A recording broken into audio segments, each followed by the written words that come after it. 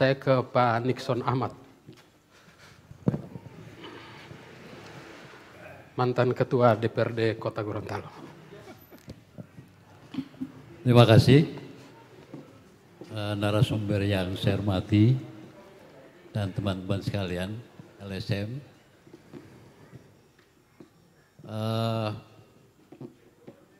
Saya ingin menyatakan bahwa hampir semua delik korupsi yang sudah diproses di pengadilan bukan dari hasil deteksi pemeriksaan BPK.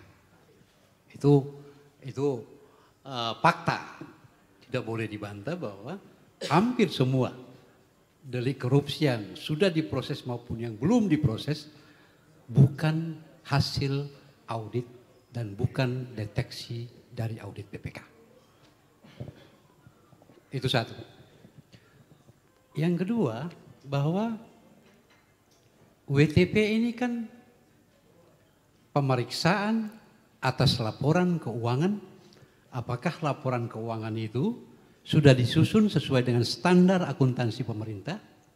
Sudah ada kecukupan pengungkapan hal-hal yang material, semua sudah diungkap, konsisten terhadap aturan perundang-undangan, atau efektif tidaknya sistem pengendalian internal pemerintah. Kalau itu empat-empat ada dan bisa ditelusuri dalam laporan keuangan, maka WTP. Oke, kita tes case. Kita tidak boleh hanya bergerak dalam ungkapan-ungkapan yang normatif. Kita akan mencoba untuk membuktikan bahwa ada ketidakcukupan pengungkapan. Ada ketidakkonsistenan terhadap aturan perundang-undangan. Ada tidak efektifnya sistem pengendalian internal pemerintah dalam laporan keuangan sebuah entitas. Tetapi entitas itu justru mendapatkan WTP berkali-kali. Mungkin bisa ditampilkan slide-nya kalau bisa. Supaya ada fakta. Jangan kita bicara tidak ada fakta. Ini yang di atas ini adalah salah satu peraturan kepala daerah. Salah satu entitas di Provinsi Gorontalo. Kita tidak perlu sebutkan sebab saya menghindar dari delik. Tapi mudah-mudahan ini juga bisa dilihat oleh BPK sebab ini karya BPK. Di dalam peraturan kepala daerah tentang penjabaran APBD perubahan. Itu berarti adalah aturan yang paling terakhir memandu pelaksanaan anggaran. Itu ada dicantumkan bahwa belanja hibah pemerintah daerah kepada satu entitas penerima hibah itu ada 5 miliar. Ya, ada 5 miliar. Aturan ini 2 minggu sebelum diundangkan oleh pemerintah daerah sudah ada di BPK. Sudah ada di inspektorat. Sebelum diundangkan, pergub ini atau peraturan kepala daerah ini sudah ada di BPK, sudah ada di inspektur. Sehingga sama-sama saling mengendalikan. Ini dilakukan pada bulan September. Jadi tinggal 3 bulan berakhirnya masa anggaran berakhir. Tetapi kalau kita turun kepada laporan realisasi anggarannya dari entitas itu, ternyata yang dianggarkan dalam dokumen yang sah itu 5 miliar, tetapi realisasinya ada 7,5 miliar dalam 3 bulan setelah perubahan APBD. Padahal perubahan setelah perubahan APBD itu hanya dimungkinkan jika ada asumsi 50% pendapatan tidak bisa dicapai. Atau 50% pendapatan melebihi dari yang ditargetkan. Nah, kalau kita lihat ketika dalam proses perencanaan dituangkan dalam penjabaran, dituangkan dalam DPA SKPD, dalam dokumennya hanya dicantumkan 5 miliar, realisasinya ada 7,5 miliar. Maka siapa sebenarnya punya kuasa untuk itu? Itu masih di tingkat SKPD, entitas pemeriksaan. Ini kita lihat bahwa realisasi dari anggaran itu adalah 7,5 miliar.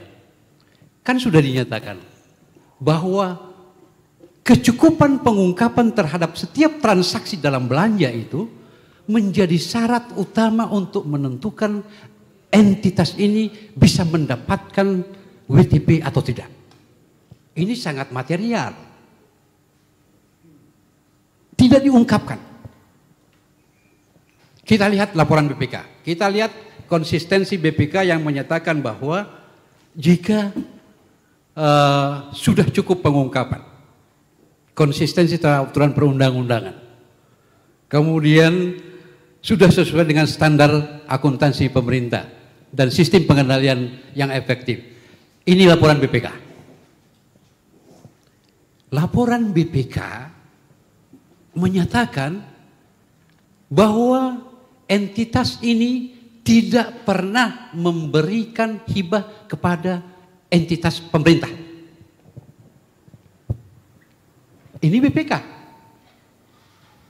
Padahal pada saat mereka melakukan audit terhadap laporan keuangan, mereka pegang peraturan kepala daerah.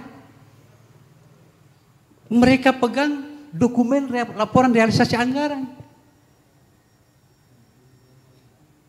Jadi apakah ini, mungkin saya bisa menyatakan bahwa apa yang terjadi selama ini, bahwa WTP adalah suatu hal yang memang perlu menjadi hal yang perlu dalam rangka untuk proses peningkatan kualitas pengelolaan keuangan daerah. Tetapi kalau kita melihat fakta-fakta ini, bahwa BPK tahu bahwa itu terjadi pelanggaran. BPK tahu terjadi pelanggaran. Tindakan hukum yang keliru. Nah, dalam laporan tadi, di dalam daftar realisasi anggaran, entitas pemerintah itu menyatakan bahwa dia sudah mengeluarkan dari kas daerah hibah itu 7,5 miliar. Tetapi di dalam laporan keuangannya tidak disampaikan kepada BPK. Apakah ini yang kita maksudkan dengan kecukupan pengungkapan?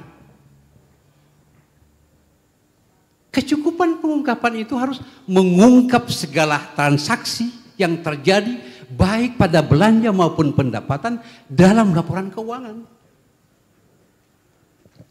Nah, kalau seperti ini cara dan praktek evaluasi, kalau seperti ini cara dan praktek audit BPK terhadap laporan keuangan sebuah entitas, maka wajar orang menyatakan bahwa WTP ini adalah komoditas politik. Karena ini fakta. Dokumen ini real dan bisa dipertanggungjawabkan.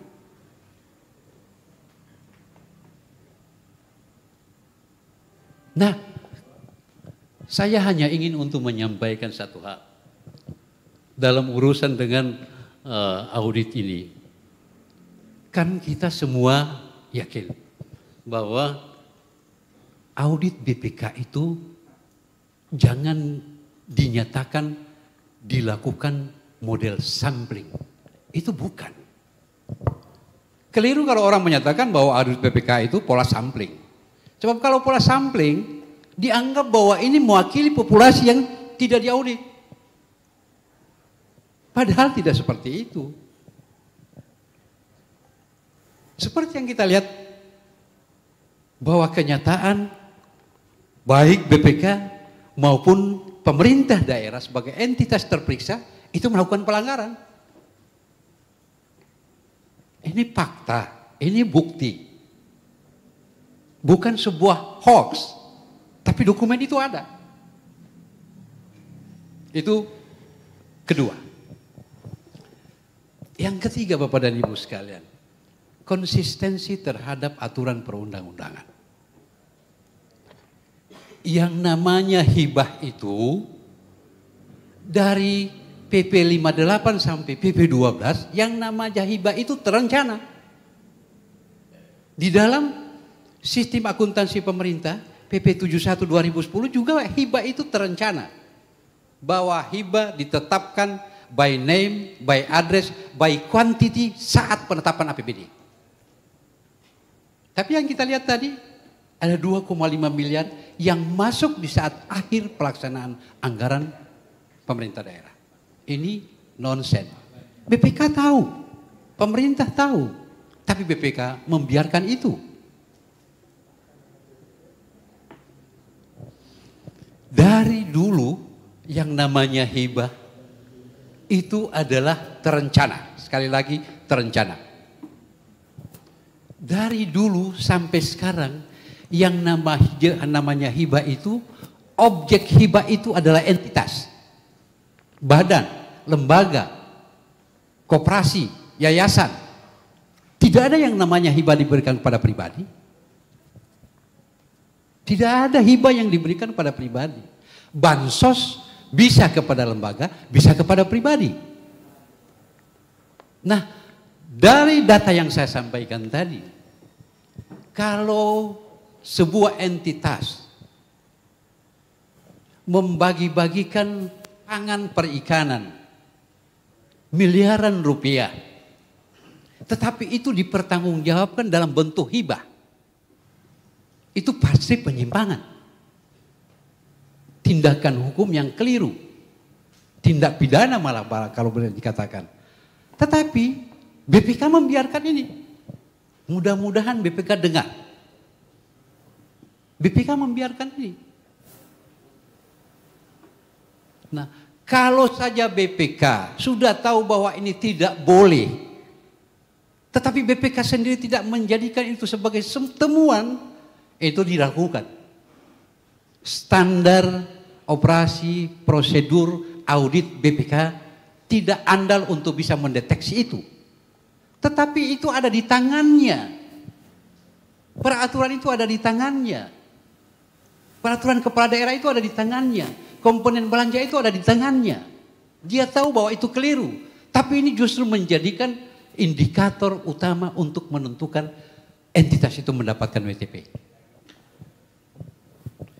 Saya kira kalau pola daripada BPK seperti ini, maka tidak bisa diandalkan untuk bisa memberikan pembinaan terhadap entitas pemerintah daerah, entitas terperiksa dalam rangka meningkatkan kualitas pengelolaan keuangan daerah. Sebab dari awal ada kooptasi, ada kolusi di dalam mengaudit ini. Sehingga kalau pemeriksa saja sudah melakukan praktek-praktek seperti itu, maka dapat dibayangkan objek pemeriksaan yang lain, kabupaten kota, bagaimana nasibnya dalam menyampaikan laporan pengelolaan keuangan daerah. Ini menjadi keresahan kita dan sekaligus menjadi harapan kita. Jangan praktek-praktek seperti ini dilakukan oleh BPK. Tidak boleh dilakukan. Sebab di samping tidak menguntungkan objek pemeriksaan dalam rangka meningkatkan kualitas pengelolaan keuangan daerah, juga tidak menguntungkan bagi masyarakat. Sebab standar operasi prosedur audit seperti itu tidak andal untuk menemukan berbagai macam penyimpangan. Saya kira hanya ini yang dapat saya sampaikan. Mudah-mudahan ini bisa didengarkan dan jadi bahan kajian terutama bagi BPK di dalam rangka untuk karya-karya audit ke depan. Saya kira hanya itu Pak Hadi. Terima kasih. Kira-kira data-data yang ditampilkan itu saya mau beri kesempatan siapa yang menjawab? Saya tidak mencantumkan kepada siapa. Oh, iya. Tapi yang duduk di sini sudah merasakan ini milik siapa.